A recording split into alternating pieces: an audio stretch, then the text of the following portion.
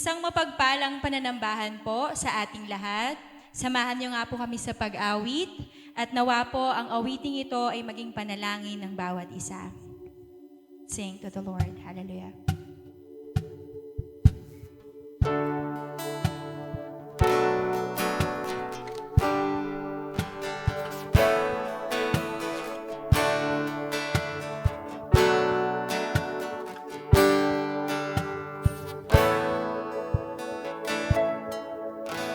Pagising sa umaga, naaalala ka, nasasabik ang puso ko na makapiling ka. Umaawit, sumasamba, sumasayaw sa'yo, naghihintay ng pangungusap mo.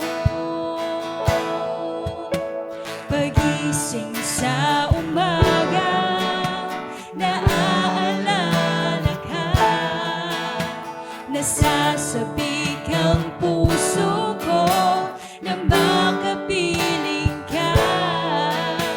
Umaawit, sumasamba, sumasayaw sa'yo, naghihintay ng pangungusap mo. Ayaw kong magkulang sa kabanalan mo. Ayaw kong magkulang sa kapangyarihan mo. Jesus, dakila ka, tanging sandigan ko, lakas ko ay nanggagaling sa'yo. Minsan pa, awitan natin ang Panginoon. Yes, sir God. Pagising sa umaga, naaalala ka, nasasabik ang puso ko na makapiling ka. Umaawit, sumasamba, sumasayaw sa'yo, naghihintay ng pangungusap mo. Ayaw kong magkulang sa kabanalan mo. Ayaw kong magkulang sa kapangyarihan mo. O Jesus, dakila ka, tanging sandigan ko, lakas ko ay nanggagaling sa'yo. Minsan pa, ayaw kong magkulang sa kabanalan mo. Ayaw kong magkulang sa kapangyarihan mo. Jesus, dakila ka, tanging sandigan ko, lakas ko ay nanggagaling sa'yo. O Jesus, dakila ka. Jesus, dakila ka, tanging sandigan ko, lakas ko ay nanggagaling sa'yo. Lakas ko ay nanggagaling sa'yo, Panginoon. Lakas ko ay nanggagaling sa'yo.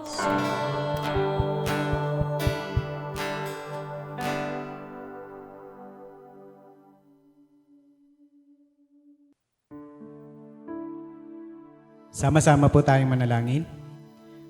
Mang Diyos na banal at makapangyarihan sa lahat, tunay nga po na ayaw namin magkulang, Panginoon, sa inyo, kapangyarihan.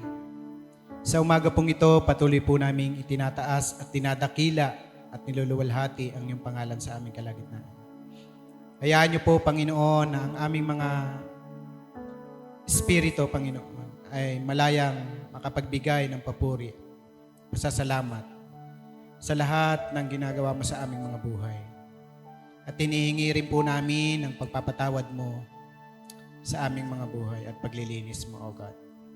Sa iyo po namin pinagkatiwala ang kabuuan ng gawain na meron kami, Panginoon, sa mga oras na ito. Sa iyo po namin binibigay ang lahat ng aming papuri, parangal, pagdakila at paglawalhati. Sa makapangyarihang pangalan ng aming Panginoong Hesus, ito po ang aming sama-samang panalangin. Amen and Amen.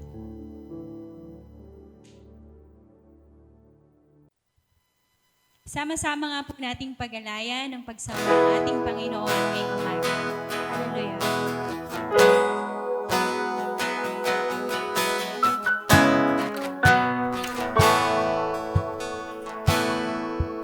O Diyos,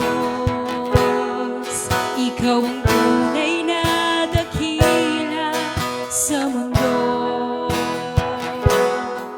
Ikaw ang haring nagmahal ng tulad ko. Ginawa mong lahat, pag-ibig mo ay tapat at wagas. O Diyos, wala nang papantay sa kabutihan mo. Ang ngalan mo'y itataas sa buhay ko.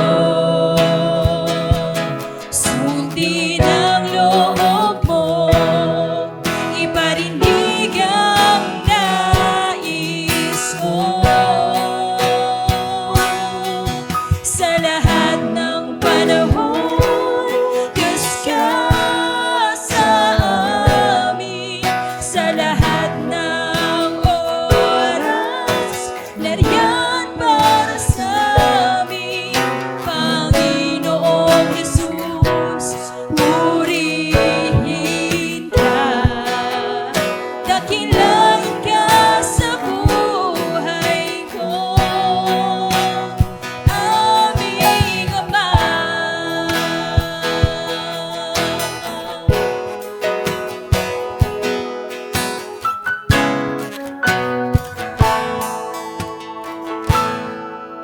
O Diyos,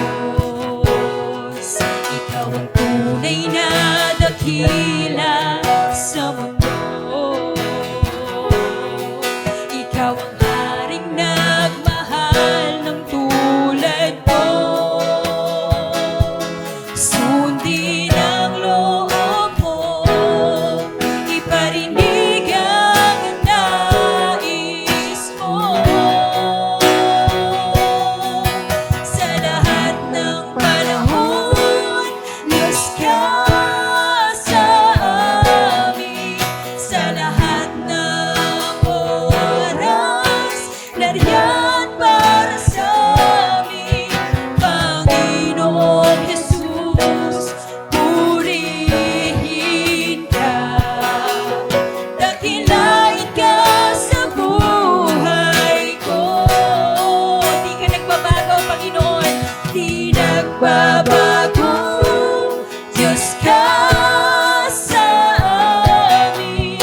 Tanging sandigan, nariyan para sa amin. Panginoong Jesus, maghari ka. Dakilain ka sa buhay ko. Jesus, sa'yo ang kapurihan, kaluwalhatian ngayon at magpakailanman. Jesus, sa'yo ang karangalan, kapangyarihan ngayon at magpakailanman. Jesus, sa'yo.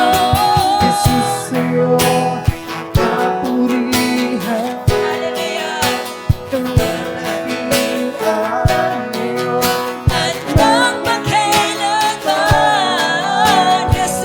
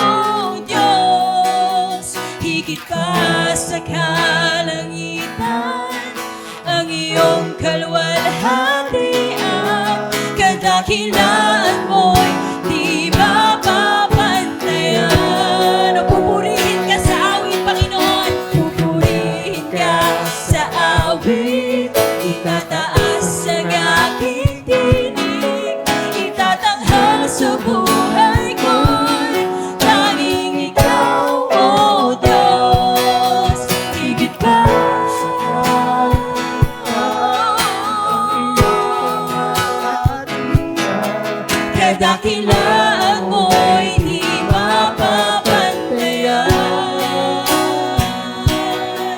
Kadakilaan mo'y di mapapantayan. Kadakilaan mo'y di mapapantayan. Jesus. Yes, oh God. Jesus. Pinupuri ka namin, Panginoon.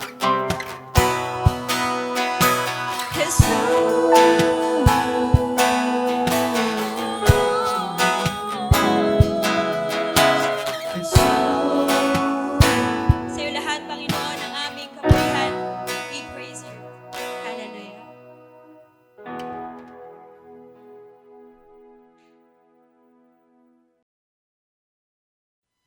Magandang umaga po sa ating lahat at sa ating mga bahay, buksan po natin ang ating mga Biblia sa Hebrews chapter 11 verse 5 to 6. Basahin po natin ito sa English version.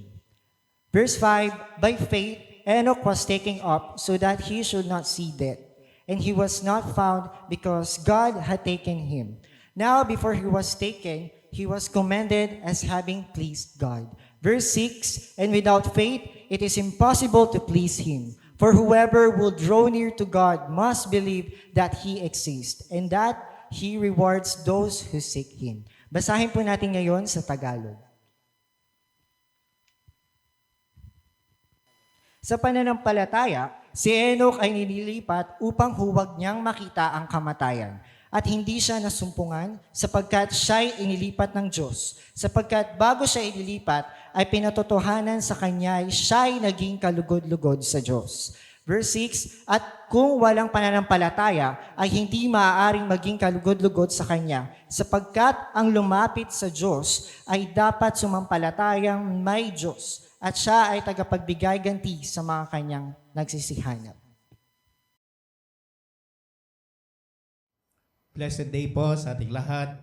Mapagpalang araw sa bawat isa, lalo na po sa mga tatay na ngayon pinagdiriwang natin ang Father's Day.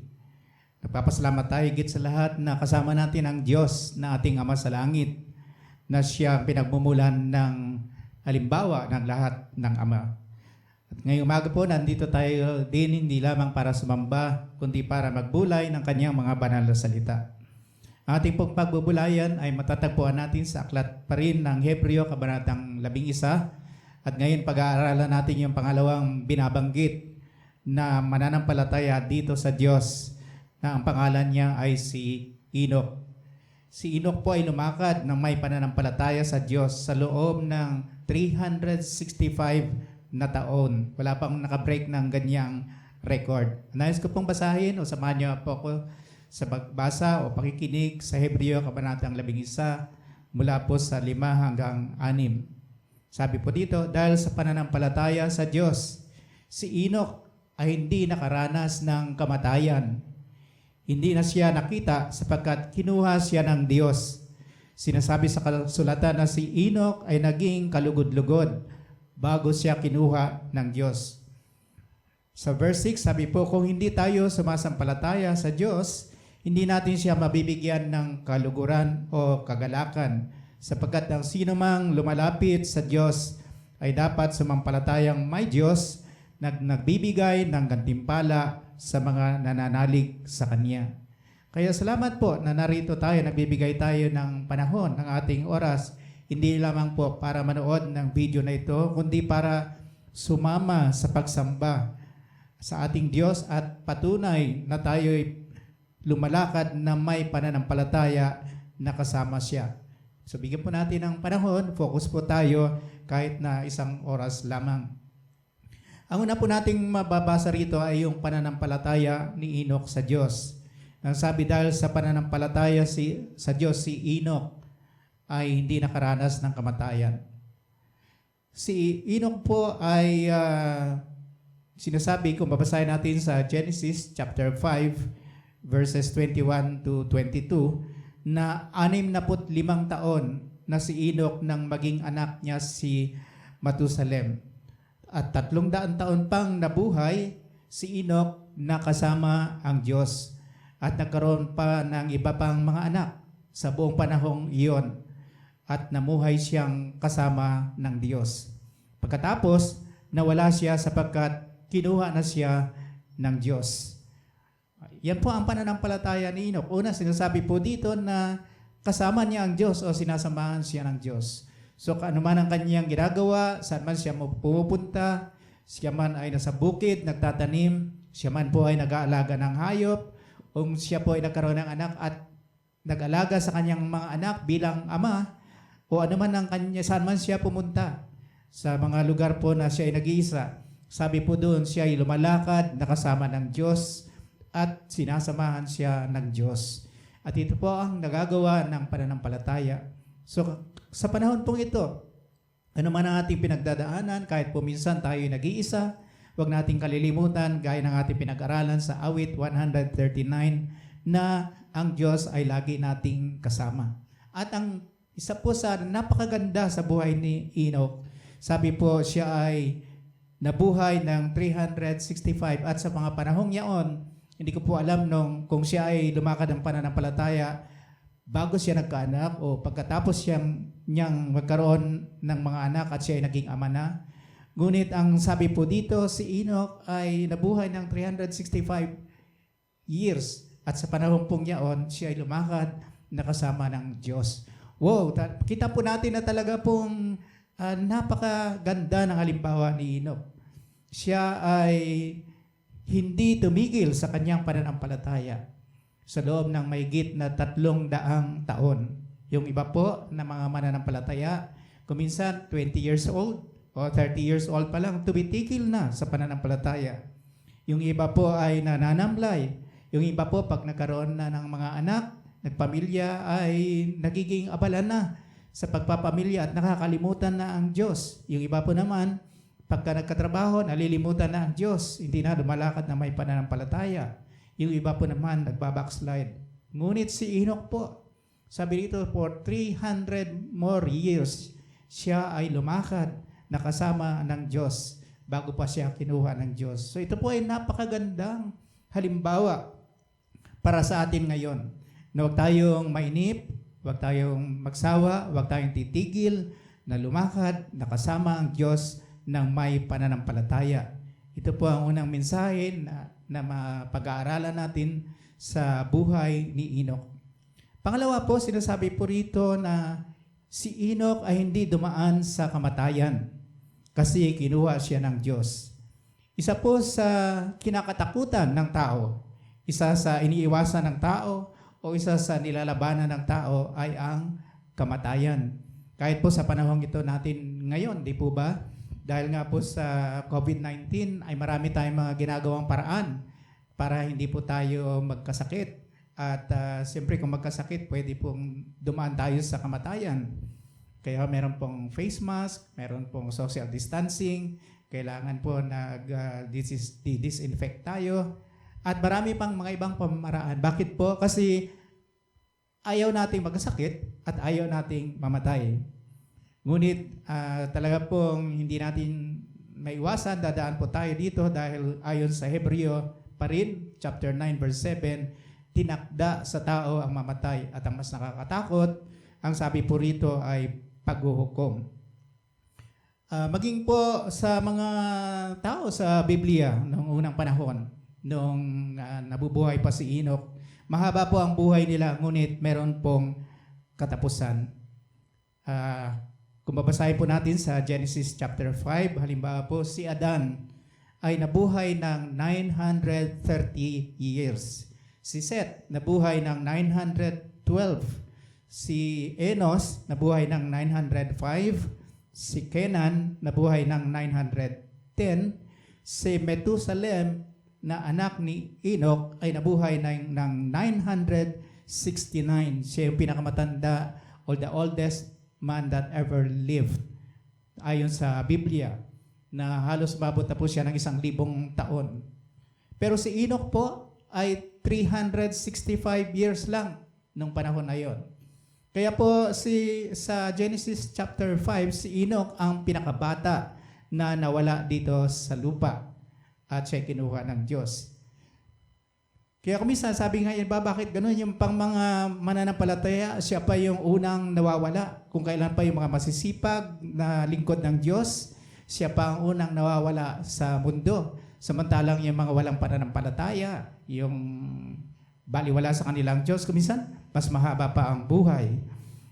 Pero dito po hindi pinag-uusapan kung maiksi o mahaba ang iyong buhay. Ang mahalaga, pagkatapos ng buhay sa lupa, ang totoo nga po si Enoch ay hindi namatay, ano ang iyong magiging buhay sa kabila o sa kabilang buhay. Sinasabi po rito na si Enoch ay hindi namatay.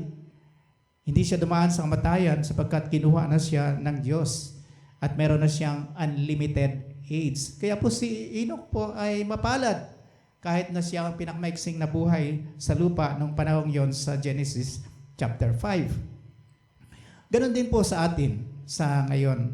Maring pong iba sa atin daraan sa kamatayan, pero napagtagumpayan na natin ang kamatayan.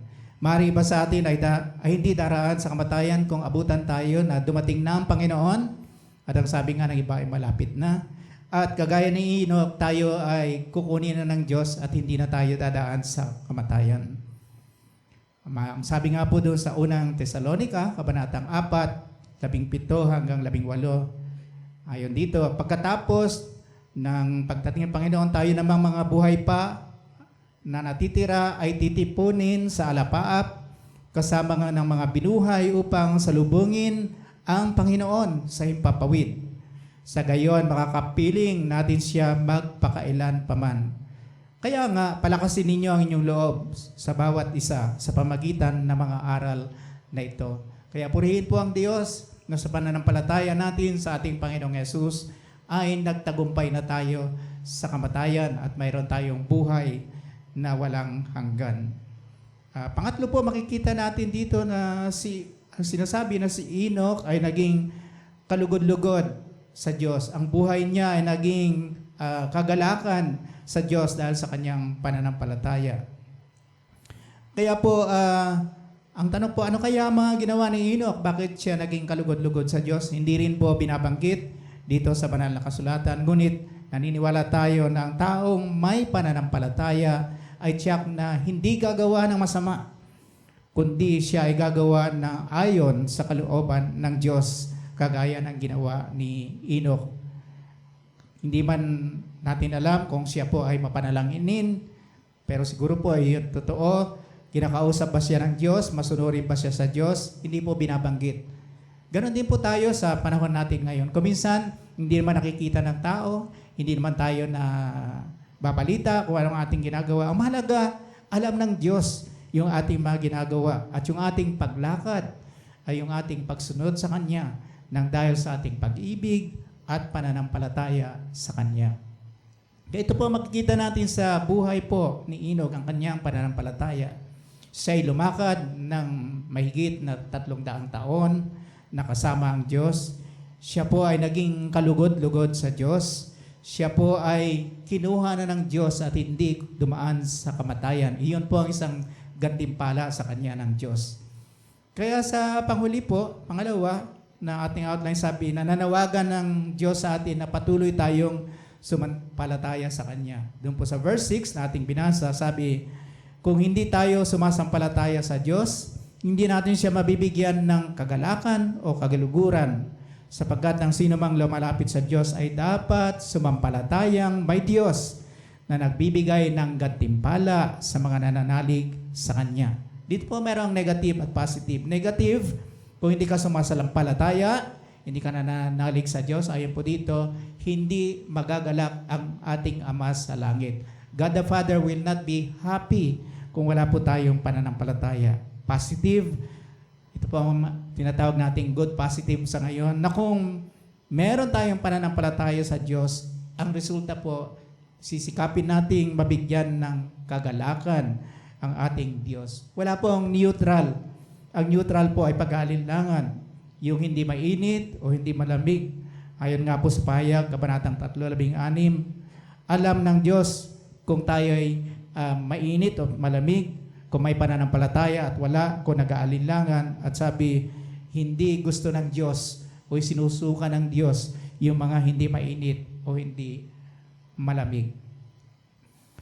So ang panghuli po ang sabi, ang Diyos nating Ama sa langit ay nagbibigay ng gantimpala sa nananalig sa Kanya. Yan po yung sa verse 6. Ang kaligtasan, ang biyaya ay biyaya ng Diyos. Ngunit marami pong gantimpala na naghihintay sa sino mang may pananalig sa Diyos.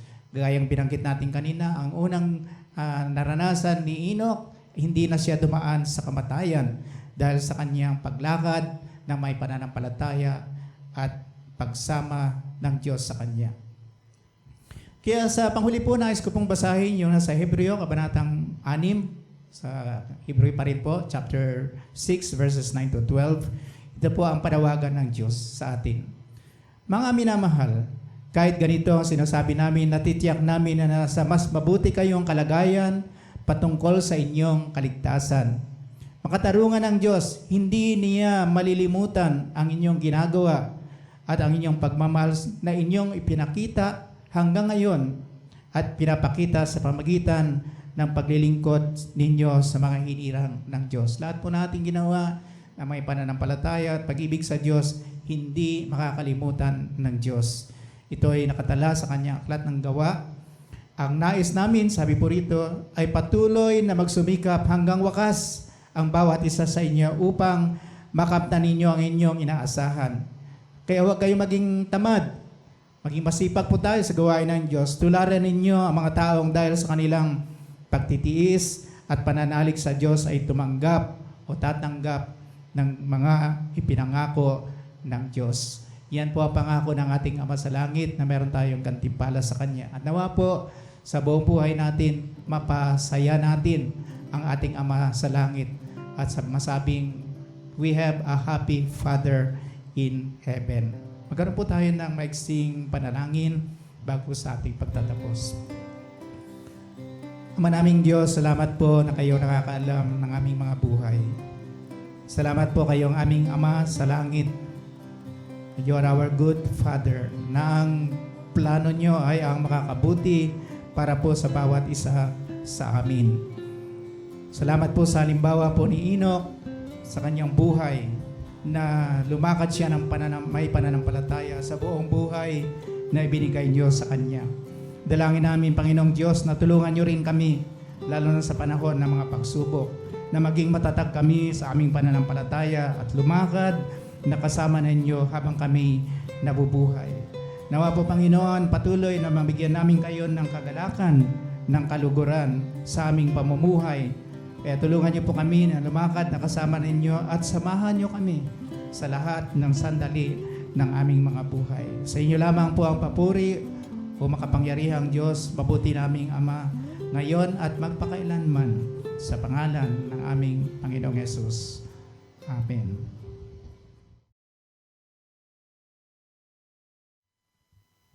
Bilang tugon po, samahan niyo po kami sa pag-awit. Ano man po yung kalalagayan ng ating pananampalataya sa mga panahon ngayon, parati po nating isipin na ang ating Panginoon ay mabuting Ama sa bawat isa. Samahan niyo po kami sa pag-awit para sa Lord.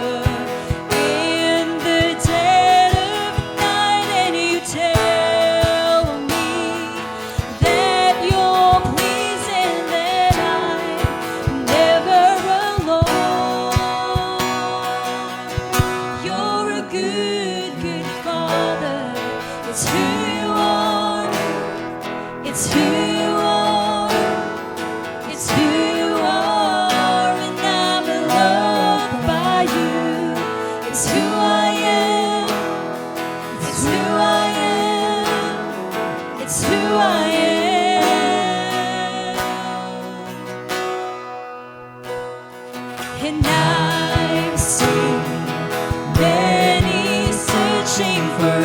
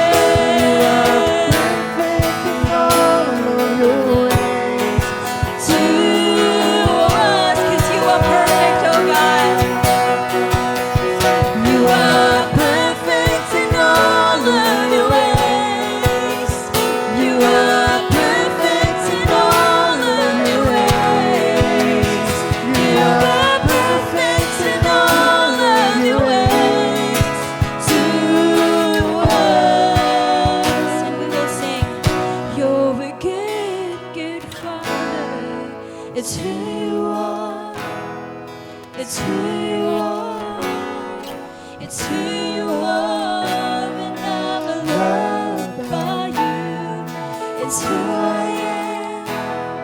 It's who I am. It's who I am. Yes, Jesus. Hallelujah.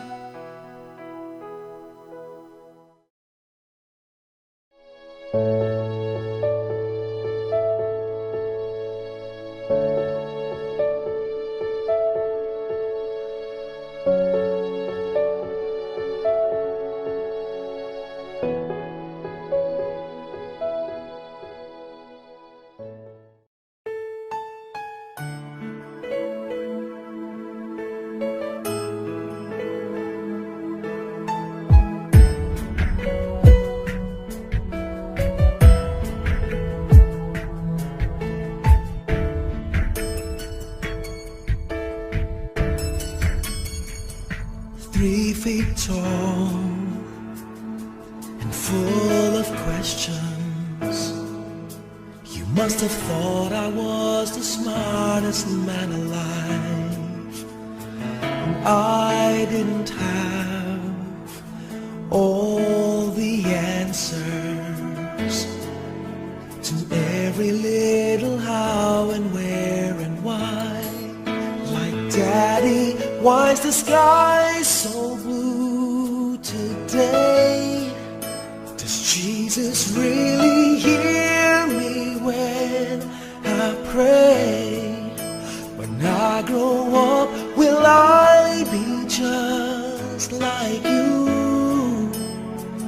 Will I be tall and strong and brave?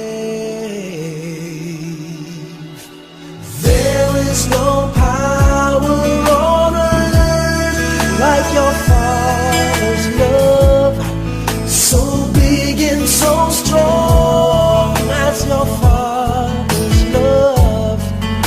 A promise that's sacred, a promise from heaven above. No matter where you go, always know you can depend on your Father's love.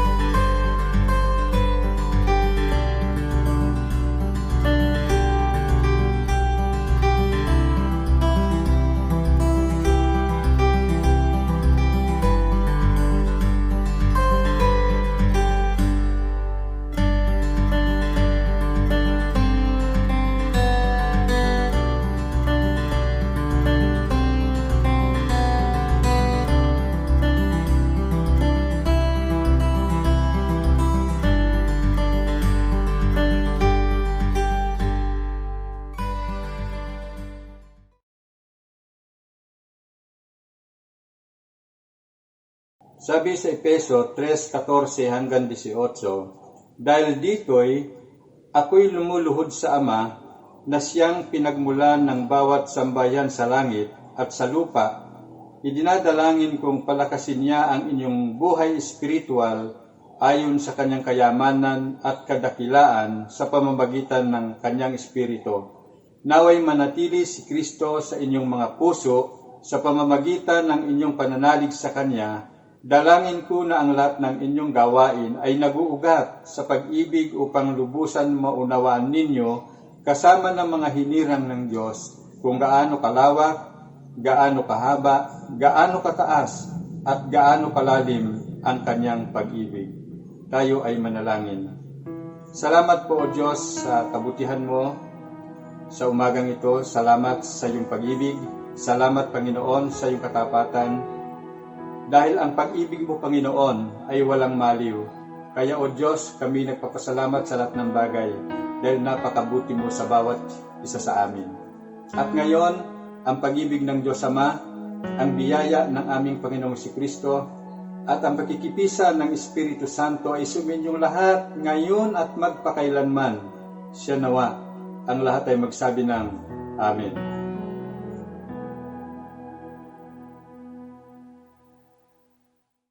Samahan niyo nga po kami sa huling awit para sa ating Panginoon.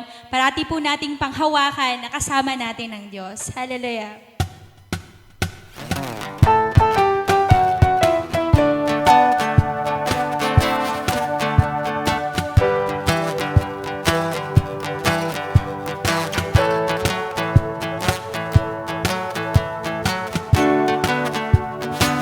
Kasama natin ang Diyos, di ako matatakot, di ako malulungkot. Kasama natin ang Diyos, kasama natin ang Diyos. Di ako mangangamba, di ako mababalisa. Kasama natin ang Diyos. Dumaan man ako sa ilog, di ako malulunod. Dumaan man ako sa apoy, di ako masusunog. Kasama natin ang Diyos. Di ako matatakot, di ako malulungkot. Kasama natin ang Diyos. Kasama natin ang Diyos. Di ako mangangamba, di ako mababalisa. Kasama natin ang Diyos. Dumaan man ako sa ilog, di ako malulunod. Dumaan man ako sa apoy, di ako masusunog. Kasama natin ang Diyos.